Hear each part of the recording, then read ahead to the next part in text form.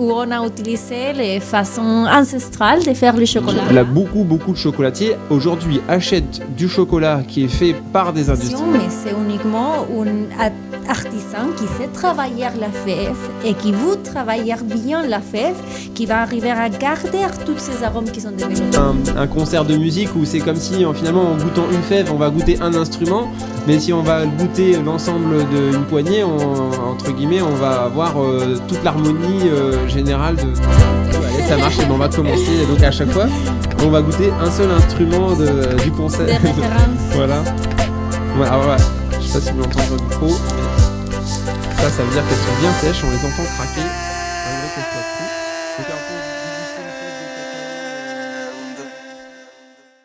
Donc, un peu Bienvenue sur Radio Bean to Bar. Je suis Benjamin, chocolatier de la fève à la tablette, fondateur de la chocolaterie du Nouveau Monde. Et je suis avec Sophia. Coucou tout le monde, moi je m'appelle Sophia et je suis apprentie dans la chocolaterie du Nouveau Monde. J'ai étudié la physique et mon but c'est apprendre beaucoup sur les chocolats. Et on fera ces podcasts, on vous invite à rester et on parlera sur quoi, Ben? Et donc notre premier épisode va être sur la philosophie Bean to Bar, un peu l'histoire, notre approche avec le cacao et puis partager notre passion avec vous voilà, dans une conversation toute simple et ensemble. Voilà. Bon, j'ai hâte de commencer, c'est parti? C'est parti pour le premier épisode qui est donc qu'est-ce que le Bean to Bar, Sophia? Alors, dis-moi, toi, en quelques mots, la première fois que tu en as entendu parler, par exemple, comment tu as découvert le Bean to Bar? Alors, je crois que la première fois, c'était dans un voyage à Chiapas. Et c'est justement la région d'où le chocolat vient. Et c'était un petit muséum de chocolat que j'ai arrivé à trouver juste par chance. Et je me rappelle très bien que j'ai fait un petit atelier Bean to Bar où on a utilisé les façons ancestrales de faire le chocolat. On a vraiment torréfié dans un gros pôle qu'on appelle comal. Et après, on a fait tous les broyages avec une méthode et c'était assez choquant pour moi de voir ces transformations et un goût incroyable. C'est comme ça que je l'ai connu la première fois. D'accord. T'avais quel âge? C'est il y a longtemps? Non. Alors, je savais que les process existaient, mais ça, c'est arrivé il y a peut-être 4-6 ans. J'avais 18 ans, peut-être. Ok, d'accord. Ouais. Toi, comment est-ce que tu t'as découvert? Juste pour rappel, le Bean to Bar, donc ça veut dire de la fève à la tablette. Donc ça veut dire qu'on part des fèves de cacao et en tant que chocolatier, on va faire toutes les étapes depuis les fèves de cacao jusqu'au chocolat. Et c'est vrai que moi j'ai découvert donc de la fève le chocolat fait de la fève à la tablette ou Bean to Bar. C'est un mot qu'on va beaucoup utiliser sur ce podcast. Et donc je l'ai découvert, j'étais à l'époque, c'était en 2015 ou 2016, quelque chose comme ça. J'étais pâtissier ambulant dans l'est de la France, en Franche-Comté. Et j'étais déjà chez Nature et Progrès, qui est un label bio indépendant, enfin qui est bio entre guillemets, on n'a pas le droit de s'appeler comme ça, mais on fait du naturel. Et donc dans une réunion de cette association, il y a un paysan boulanger qui est venu avec du chocolat qu'il avait fait lui-même, et j'avais jamais entendu parler de cette possibilité de faire son propre chocolat, et j'avais jamais goûté donc un chocolat fait artisanalement depuis les fèves de cacao. Et en fait, quand j'ai goûté, j'ai eu une émotion vraiment très forte.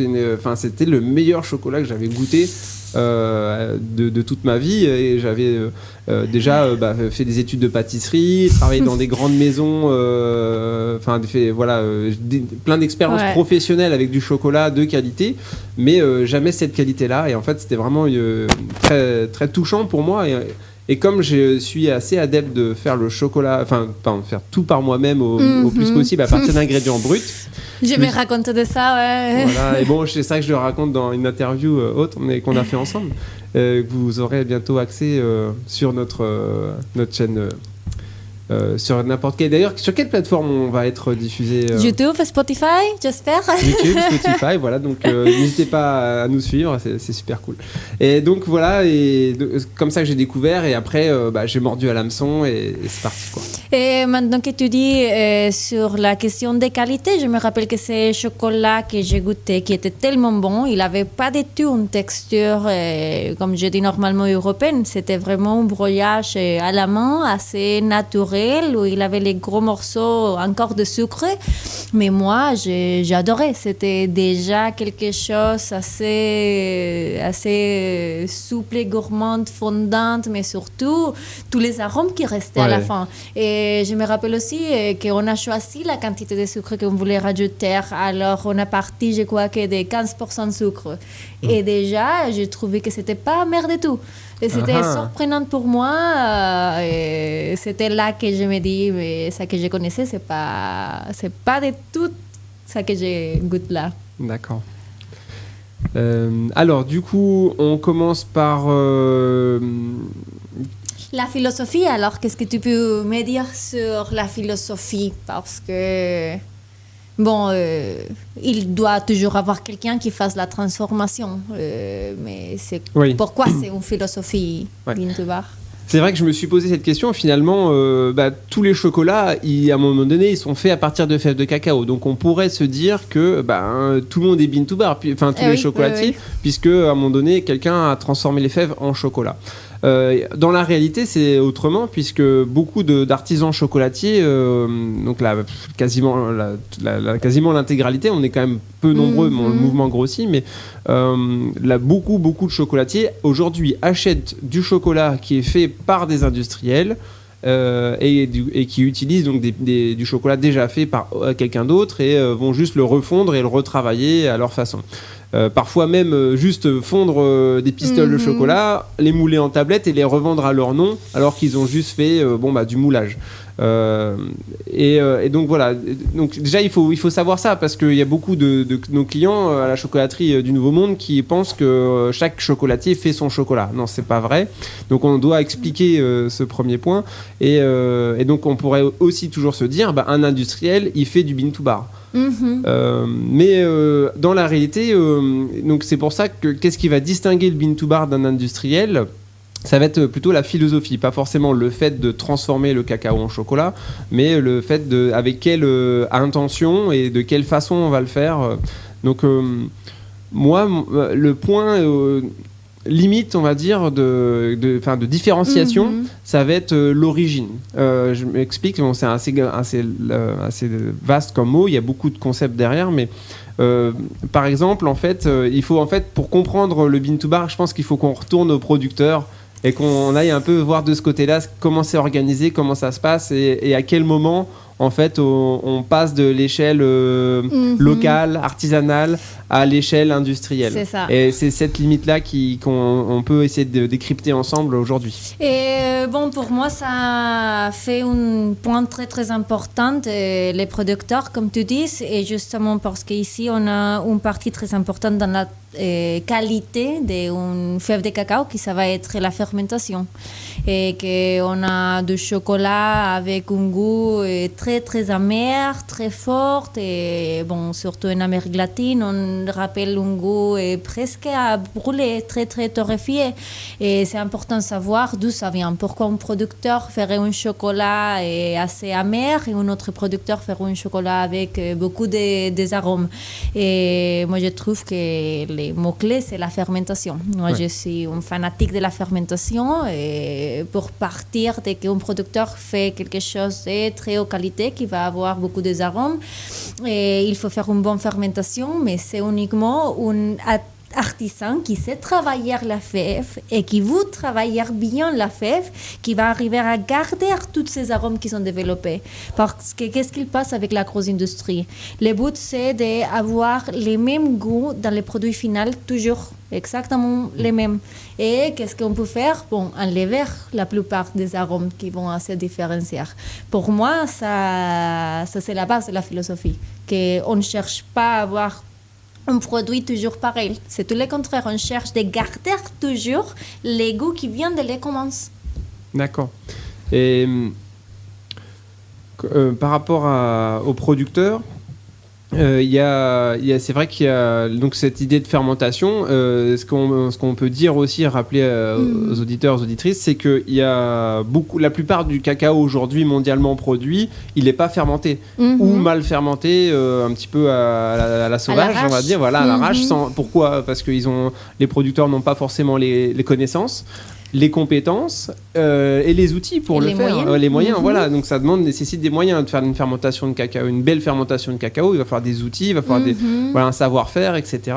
Des conditions techniques qui sont pas réunies. Des essais et des erreurs aussi. Ouais, et voilà, de l'apprentissage, etc. Donc c'est une forme d'expertise et sur laquelle nous on dépend. En fait, pour rappeler un petit peu le cacao, si on le goûte frais, donc sans fermentation, en sortant de la cabosse, tu as goûté déjà, j'imagine, non? Moi, non, au Mexique. pas encore. Ah ouais, d'accord. Et justement, au Mexique, on n'a pas assez accès à cacao frais. D'accord. Et on a beaucoup d'accès à fèves de cacao séchées, mais tu les trouves par exemple dans tous les magasins Brac, mais c'est cacao lavé, c'est cacao pas fermenté. D'accord, et c'est à quel goût? Et un goût assez, je ne sais pas si dire plat non. Plat? Oui, assez plat. Et c'est encore amer, mais c'est pas c'est pas du tout choquant. C'est vraiment comme si c'était un chocolat très très noir industriel. Ça a un goût assez plat. Et au niveau de l'amertume ou l'astringence, est-ce que tu ressens ça? Non, je ne ressens pas trop l'astringence, mais c'est fade, alors. Il y a l'amertume quand même. Mais quand on goûte ce type de fèves déjà fermentées, tu sens très rapidement l'acidité. C'est vraiment comme une punch. Et avec les cacao lavés, on ne sent pas ce punch. Ça commence petit à petit l'amertume. D'accord. Et donc voilà, ce que je voulais dire par rapport à la fermentation, c'est que son rôle, on peut en parler maintenant ou oui. C'est en fait le rôle de la fermentation, il va transformer justement l'amertume naturelle de la graine et l'astringence d'une fève de cacao fraîche. Il va la faire évoluer avec des arômes plus complexes, justement qui vont être précurseurs du goût du chocolat de qualité. Et voilà, donc ça c'est hyper important. Donc voilà, déjà premier élément de différenciation entre du cacao industriel, on va dire tout venant, qu'on appelle d'ailleurs tout venant. Il y a un terme anglais, c'est le bulk. Donc ça veut vraiment dire du vrac. C'est une quantité. Voilà, c'est ça qui est pas soigné. Donc ça, c'est le premier élément de différenciation. D'un côté, pour l'industrie, le bulk, et puis de l'autre côté, une belle fermentation, la mieux menée possible pour du cacao qui sera destiné à des chocolatiers bean to bar. Ensuite, il y a aussi un autre élément que je voulais mettre en lumière, c'est le mélange des origines. Puisque justement, comme tu le disais, un industriel, lui, son but, ça va vraiment être d'avoir toujours le même goût, alors que nous, on va vouloir préserver l'identité d'un cacao de terroir qui soit donc d'un producteur ou d'une coopérative, si c'est un ensemble de producteurs autour d'un centre de fermentation, souvent réunis en coopérative. Donc nous, notre but, ça va être de garder cette identité, et on pourrait presque parler de millésime, puisque d'une année sur l'autre, les conditions n'ont pas été les mêmes, et donc on a, même si on a des goûts qui vont être différents d'une année à l'autre, et c'est à nous de l'assumer et de le faire valoir. Et même là, je trouve très intéressant que même dans un même batch de cacao, tu n'as pas le même goût d'une fève à une autre. Ah oui, il va y avoir des fèves qui sont plus fermentées, au moins, ou parfois, dans les producteurs ont des variétés différentes. Alors, tu trouves des fèves plus gros, plus petits, et déjà, si c'est plus gros, plus petit, la fermentation, ça va se passer différemment. Alors, déjà, pour goûter du cacao, il faut goûter plusieurs, sinon, ce n'est pas vraiment le goût qui le produit final va avoir. Oui. C'est ce que j'aime à dire, c'est qu'effectivement, dans un sac de cacao d'un centre de fermentation ou d'une ferme qui fermente elle-même, on a déjà un certain mélange en fait de plein de saveurs, de plein de parcours différents, puisque effectivement, comme tu dis, je vais le dire aussi avec mes mots, c'est que dans un lot de fèves, on va avoir plein de fruits différents, enfin des fèves qui proviennent de fruits différents à des stades de maturité différentes, d'arbres arbres différents avec pas forcément la même génétique, et dans leur parcours de transformation, effectivement, dans la fermentation notamment et dans le séchage, ils vont pas vivre la même expérience, donc évoluer différemment au niveau du goût. Donc ce qui fait qu'on a un ensemble de saveurs, et que si on goûte une seule fève de cacao, c'est ce que tu disais, c'est qu'on va pas avoir l'idée générale de ce batch-là, donc cette tournée-là. Donc on va devoir, nous en tant que chocolatier, pour comprendre, enfin identifier le goût de notre sac de cacao, ça va de faire un mélange, de faire une petite tournée de test, et puis de voir à la fin le résultat final de toutes ces fèves mélangées dans le chocolat. Donc l'intérêt en plus, c'est qu'on va tout broyer hyper finement, donc ça va bien se mélanger. Moi j'imagine un peu comme un concert de musique, où c'est comme si finalement en goûtant une fève, on va goûter un instrument, mais si on va goûter l'ensemble d'une poignée, entre guillemets, on va avoir toute l'harmonie générale de tous les instruments en même temps, quoi. C'est ça, non, et même quand on considère, ah oui, mais c'est un orchestre avec 50 violons, ah bon, mais là, toi, un seul. Ouais, voilà. Oui, je suis complètement d'accord. Et bon, après, on va voir beaucoup de différences aussi dans les côtés transformateurs. Et déjà, quand on parle de l'artisanal, ça veut dire que chaque personne va mettre une touche personnelle. Et dans la chocolaterie, par exemple, on fait beaucoup de choses, on va dire, selon notre goût. Et ça va être choisir la quantité de sucre qu'on met.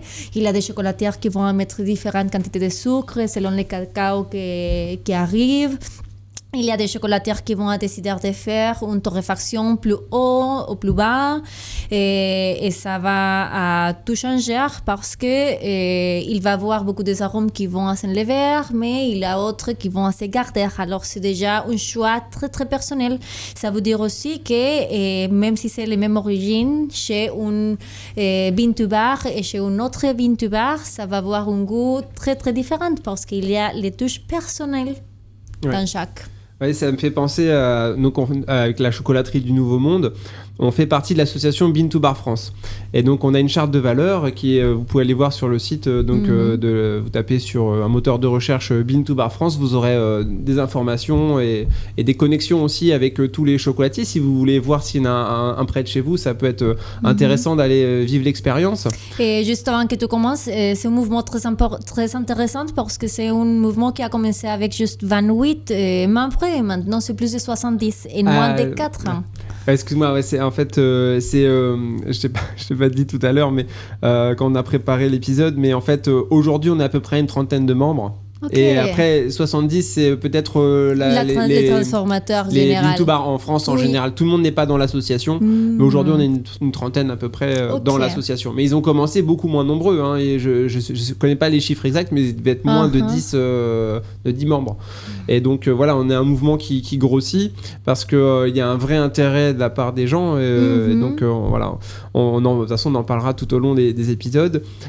Pour revenir sur l'expérience que je voulais partager sur ce que tu disais sur la typicité de chaque chocolatier Bean to Bar, c'est qu'on fait chaque année, on se retrouve avec tous les membres de l'association, et en fait, ce qu'on fait un jeu, c'est que les organisateurs de la rencontre vont envoyer en préalable un sac de cacao qui est la même origine pour chacun. C'est la fève mystère. On ne sait pas ce que c'est comme cacao, c'est une surprise.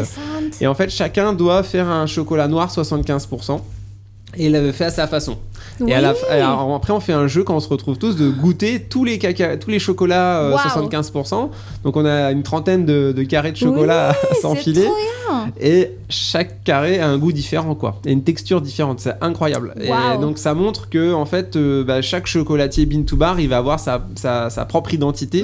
Et donc c'est ça qui est intéressant en fait quand vous allez pouvoir goûter un chocolat Bean to Bar, c'est que en fait vous aurez quelque chose d'unique, qui est propre au chocolatier, même si au départ il a la même fève que quelqu'un d'autre. Et même quantité de sucre dans ces cas-là. Et oui, après, ça dépend quel sucre. Voilà, il y a différents sucres. Oui, c'est ça. Il y en a qui rajoutent du beurre de cacao, d'autres qui vont pas en rajouter.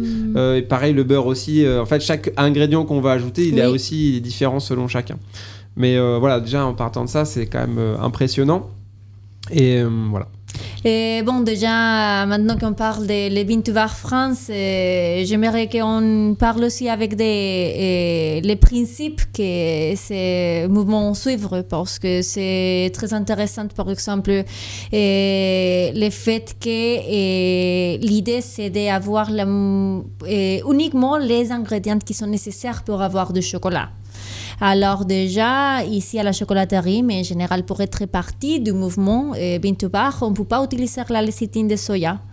Ce type d'idée de préserver les chocolats de la façon plus naturelle possible, c'est quelque chose qui à moi m'intéresse, ça m'intéresse beaucoup parce que ça permet vraiment d'avoir un chocolat qui est une texture de chocolat et pas une texture, on va dire, fait d'une façon plus industrielle pour arriver à supporter toute la météo qui se fait très suivante. Par exemple, à Mexique, qui c'est un pays très chaud, c'est très très difficile de trouver des chocolats sans lécithine de soya pour la même raison. Et même, il y a beaucoup de gens qui sont allergiques et c'est difficile de pouvoir manger du chocolat quand on est allergique. Et il y a aussi le côté social que je trouve génial, qui l'idée c'est d'avoir une proximité avec les producteurs et de payer de façon éthique le cacao. Ça, c'est un très très gros problème maintenant. J'espère qu'on va parler aussi de ça dans un autre épisode parce que on parle beaucoup le côté artisanal dans sa transformation, mais la récollection de la cabosse de cacao, c'est un travail très très artisanal aussi. Ça doit se faire à la main et c'est rarement bien rémunéré. Alors c'est un très joli mouvement, le Bean to Bar, parce que l'idée c'est aussi que ces gens-là qui commencent tous les voyages du chocolat, c'est un travail complètement artisanal où une personne doit ouvrir chaque cabosse avec une machette à la main tous les jours pendant quelques semaines. Ouais.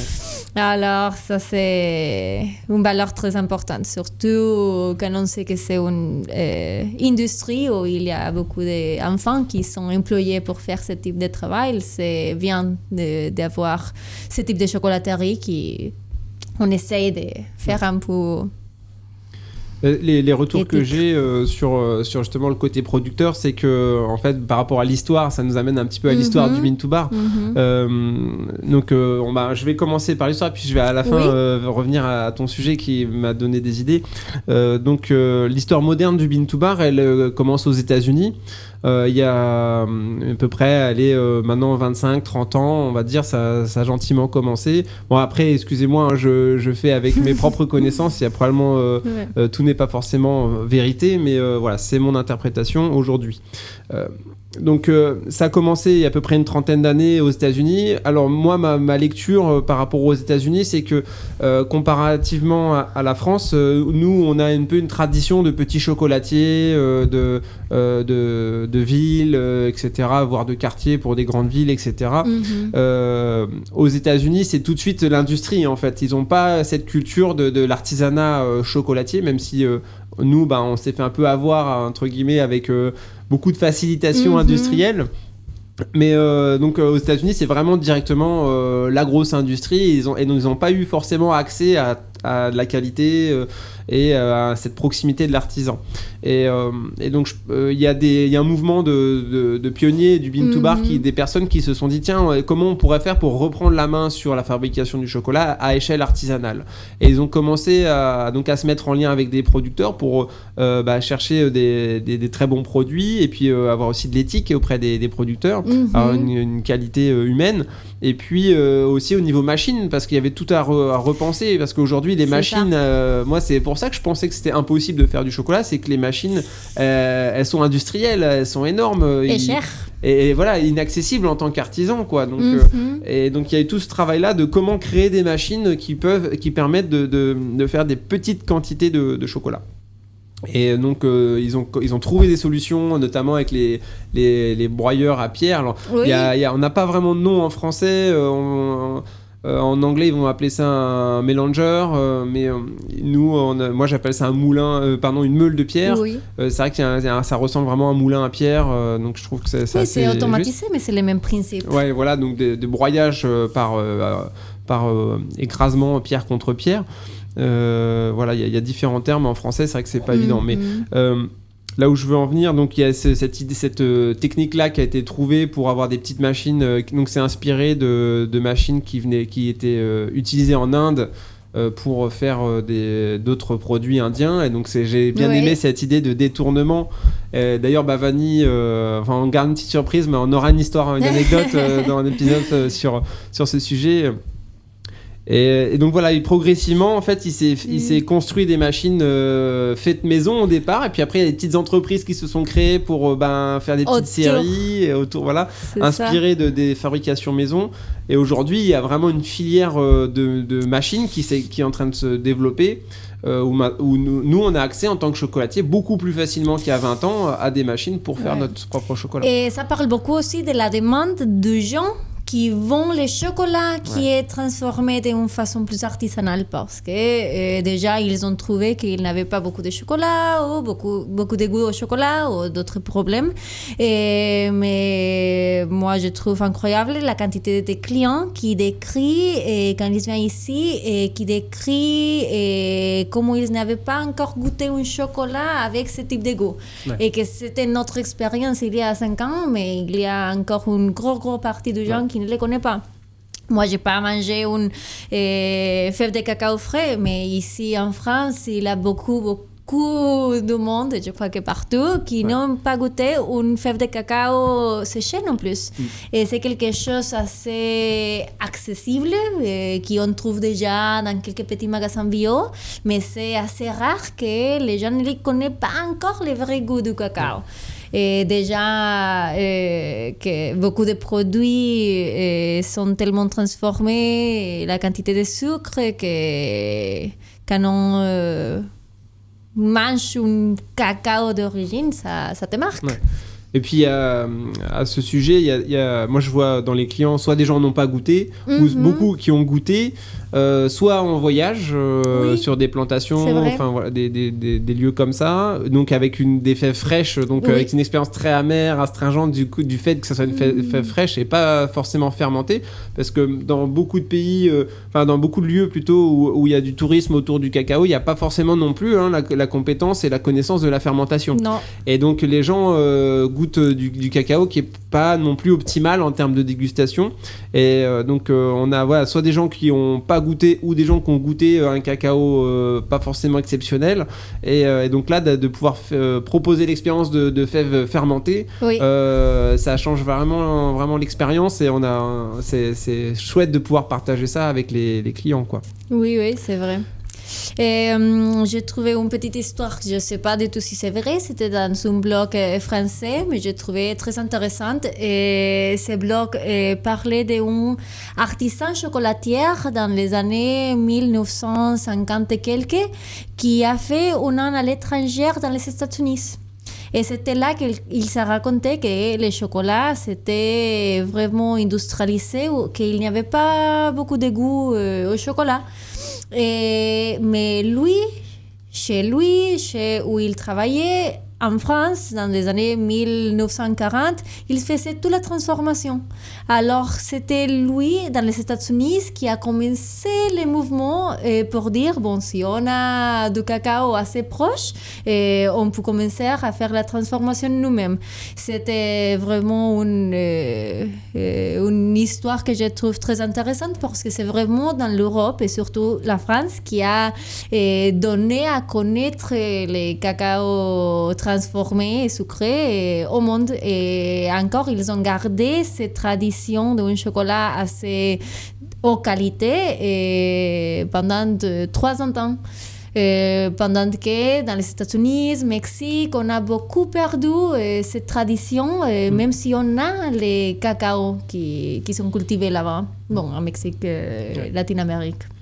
Mais tu me dis si je me trompe, mais au départ, les peuples indigènes qui cultivaient le cacao ou récoltaient le cacao sauvage en premier, ils fermentaient. Il y a une tradition de fermentation et qui s'est perdue, en fait, si je comprends bien, avec l'industrialisation. Exactement. Et qu'aujourd'hui, avec laquelle on se reconnecte à plus grande échelle, mais c'est quelque chose, c'est une pratique ancestrale qui permet la conservation à la fois des fèves et puis de l'amélioration du goût. Et donc voilà, c'est assez intéressant ce parcours collectif de retourner un peu vers ça qu'on connaissait déjà. Voilà, parce que c'est vrai, ça se faisait déjà, c'était les Olmecs qui ont commencé la domestication, mais aussi dans les années un peu tardives de son époque, la fermentation du cacao. Et c'est des connaissances qu'ils ont arrivé à garder pendant 2000 ans et après on a perdu. Ouais. Et c'est incroyable comment on l'a perdu assez rapidement et que ça prend un gros effort de les récupérer, mais on est en train de le faire et ça c'est pas facile mais génial. Et pour continuer cette histoire autour du cacao, donc ce que j'ai comme information de la part de Dylan de Manoa Chocolate à Hawaï, qui a une chaîne YouTube, d'ailleurs je vous recommande, qui est en anglais, mais qui s'appelle Craft Chocolate TV. Je me suis pas mal formé grâce à ses vidéos. Et il expliquait que en fait, donc il y a beaucoup de producteurs de cacao qui ont été intéressés par le mouvement Bean to Bar et qui ont voulu jouer le jeu de la qualité et donc se mettre à se former à la fermentation, au séchage, etc. pour améliorer la qualité de leur cacao en contrepartie d'une meilleure rémunération pour ce travail supplémentaire effectué. Donc ce qui est valeureux en soi, qui donne de la valeur à la production et qui leur permet d'avoir plus de revenus. On fera probablement un sujet là-dessus. Oui, évidemment.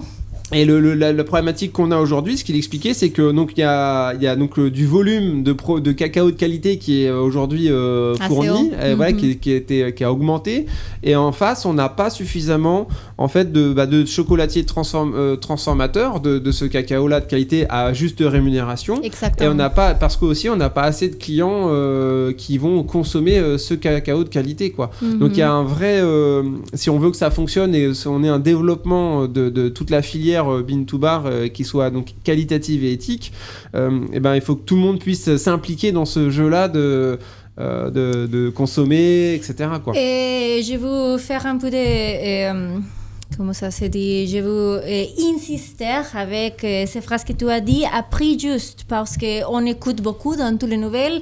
Il y a moins de cacao, le cacao est très cher, le cacao est plus cher, et c'est vrai, et le cacao il est menacé par les changements climatiques, et il y a beaucoup de défis dans la production de cacao, mais il y a une production de cacao de qualité assez haut. La question c'est, est-ce que les gens sont prêts à payer un prix juste? Ça ne veut pas nécessairement dire cher, mais c'est un travail assez artisanal. Et ça qui est un manque dans ce moment, c'est le cacao à un prix très très bas qui était vendu pendant beaucoup d'années. Alors maintenant, ça c'est, je trouve, un gros côté de les Bean to Bar. Et dans ce cas, de les Bean to Bar France, mais les Bean to Bar en général, de travailler des prix justes, surtout pour les producteurs. Parce que c'est lui qui va faire toute la matière première. Ouais. Et bon, je crois... On a fait un joli tour d'horizon. Alors là aussi, quand même, pour présenter, j'ai amené, donc, pour illustrer notre propos, en fait, j'ai amené donc, 3 fèves différentes qui sont fermentées séchées. Donc je te les présente. Là, on va avoir donc 2 fèves du Guatemala, enfin 2 origines du Guatemala. Donc pour montrer à quel point ça peut être différent. Hein, donc ce qui est génial, c'est qu'on reconnecte à la diversité des cacaos. C'est comme les raisins, les variétés, enfin les cépages, les variétés de pommes. Voilà, dans le cacao, il y a aussi de la diversité. Donc là, on la voit vraiment s'exprimer. Puis aussi un processus de fermentation qui est souvent avec des levures naturelles présentes sur place. Donc à chaque fois, on va avoir des aromatiques différentes selon chaque lieu de fermentation. Et donc là, on va avoir des fèves qui ont été sourcées par Silva Cacao et qui sont donc de la ferme Santa Ana Maria au Guatemala. Et puis ici, c'est des fèves qui ont été sourcées par Etikable, et qui viennent d'une coopérative, j'ai oublié le nom, avec qui ils travaillent au Guatemala, qui est relativement grosse. Donc là, c'est une assez grosse coopérative qui réunit beaucoup de familles. Okay. Et donc voilà, on a vraiment 2 fèves différentes. Et puis la dernière, c'est du Costa Rica. Donc là, c'est un projet en direct avec qui on travaille depuis peu de temps et qui est un très beau projet donc qui vient de la communauté Bri-Bri au sud-est pardon, du Costa Rica, pas loin de la côte des Caraïbes. Voilà. Est-ce que tu veux goûter une des fèves ou on s'en goûte plusieurs? Ouais, moi, je crois qu'on goûte tous. On goûte tout, allez, ça marche. Et ben, on va commencer. Donc, à chaque fois, on va goûter un seul instrument du concert. Des références. Voilà. Alors, voilà. Je ne sais pas si vous l'entendrez au micro, mais ça veut dire qu'elles sont bien sèches. On les entend craquer, malgré qu'elles soient crues. Donc, alors, pour déguster une fève de cacao fermentée séchée, on peut, si on y arrive on peut la dépelliculer, donc enlever la petite peau autour, mais on peut aussi la manger entière avec l'écorce, hein, c'est juste des fibres en plus, quoi. C'est ça.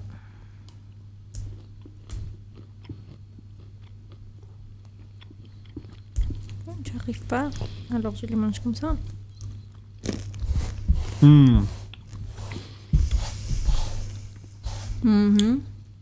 Déjà, on sent beaucoup d'arômes.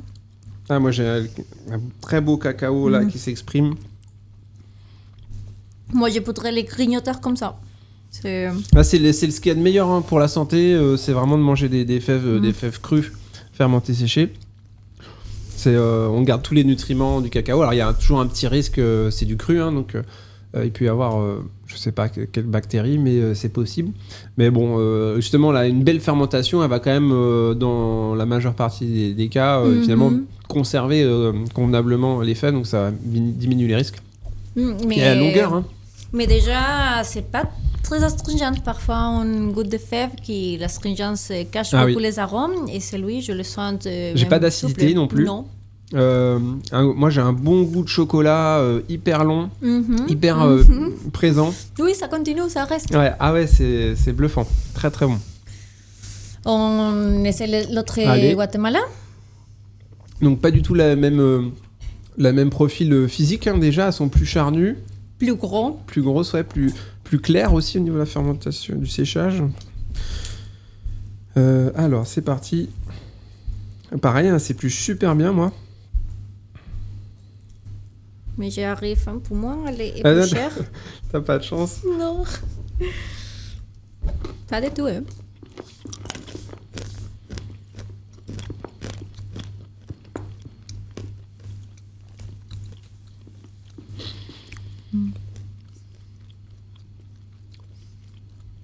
On sent un peu plus d'astringence. Moi, j'ai quelque chose de beaucoup moins puissant, beaucoup plus doux et qui monte progressivement des notes plus subtiles comme des fleurs. C'est moins puissant. Ouais, voilà.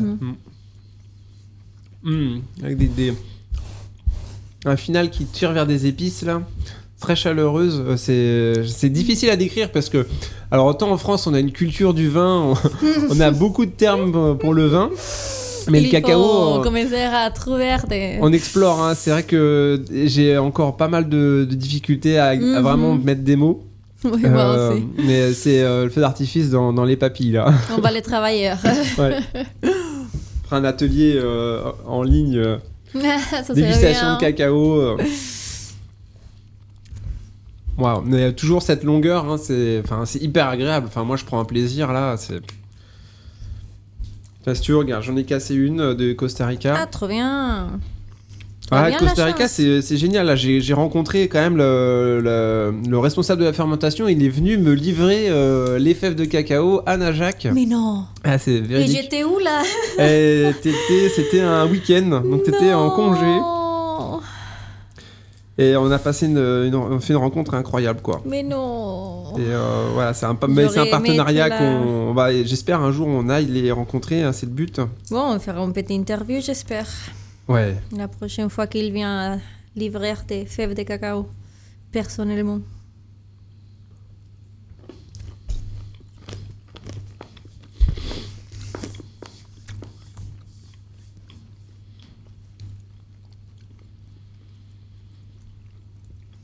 Bon, c'est le moment relax. On prend notre temps. C'est détendre. Bah, pour le coup, moi j'ai un peu d'astringence. plus que les deux autres. Je trouve encore assez légère. Je trouve que c'est long quand même, ça dure longtemps. L'astringence, mais pas très acide. Ouais. Ah oui, non, y a pas, sur les trois, il n'y a pas d'acidité. Je t'avouerai que je suis pas trop fan des cacao acides. Bon, en sachant que aussi dans le processus de transformation, comme on en parlera, mais la torréfaction, on enlève de l'acidité, le conchage aussi. Donc ça peut se rectifier partiellement. Mais j'aime plutôt, voilà, ça c'est 3 cacaos qui me conviennent très très bien, avec beaucoup de profondeur, un goût presque, chocolat qui est déjà là en fait, hein. Et mais en même temps avec les 3 sont très très différents. C'est bluffant quoi. Et c'est intéressant parce que pour moi, comme fève, j'ai beaucoup aimé les Guatemala. Mais j'ai déjà goûté le chocolat final de les deux. Et le chocolat final, je crois que je préfère les Costa Rica. Ouais, tout à fait. C'est pas parce qu'on va apprécier une fève que le chocolat final va finalement être mieux au pire. Ouais, c'est ça. Et ça peut être en fait, ça devient différent parce que voilà, toutes ces étapes de transformation qu'on vous présentera prochainement vraiment influencent sur le goût. Et je te rejoins sur le fait que les premières qu'on a goûtées là du Guatemala, elles sont hyper bonnes là. Oui, mais je voudrais vraiment les manger juste comme ça. Voilà, donc ça c'était une petite illustration de la diversité des cacaos. C'est trop bien. Et donc de la philosophie Bean to Bar, et puis on reviendra sur tous ces sujets au fur et à mesure des différents échanges. Merci Sophia. Merci à toi Ben, et à bientôt. Merci à vous tous, et puis à bientôt pour le prochain épisode de Radio Bean to Bar. Ciao. Au revoir.